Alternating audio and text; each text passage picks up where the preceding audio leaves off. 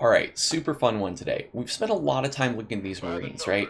We've talked about how to make a bunch of them, how to control them once they're in combat and get the most out of them, but we haven't addressed the fact that there are so many units in StarCraft, all kinds of different units. This is sort of like the different pieces in chess where they have these different rules about how they move and fight, or you think the sports analogy where certain positions have different rules, or even just like physically the bodies of the players, they're going to be better or worse at different things, and they have kind of an assigned role. So we've got the same thing in StarCraft, and this is really what adds a lot of the nuance and the depth and the self-expression where players can have a play style that matches just what they think is cool. So let's just start here with the Marine, and we're just going to look at how he fights. I've told these Zerglings here to just kind of stand here. They're kind of our test dummies. So the Marine, he's got this pretty quick rate of fire. He doesn't hit very hard, right? So now let's look at another unit. This is the Marauder.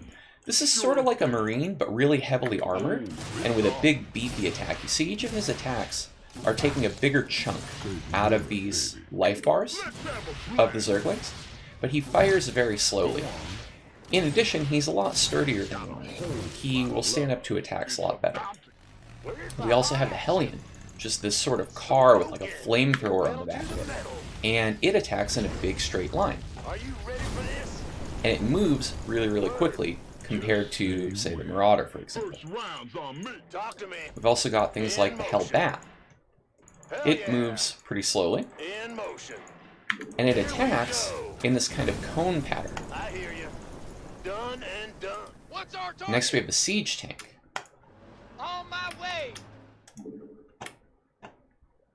It attacks from a distance and hits a big giant area all at once. And we'll also look at the Banshee, which is something we've not covered, an air unit. We'll talk about that a little bit more in a future video. It's got sort of a medium rate of fire and hits for quite a bit of damage. So as you can see, while this is by no means comprehensive in terms of all of the units at the Terran army's disposal, there's this huge array of different ways to sort of attack your opponent's stuff, right? And you might think one or another or a mix of these is really cool. A very popular composition relies on lots of Marines and siege tanks behind them to kind of back them up. But you can play StarCraft any way that you want, and if you watch competitive play, you will see there are certain players that are very stylistic, that bring something really unique to the table, and then there are players that kind of go with like the conventional wisdom of what the best composition is.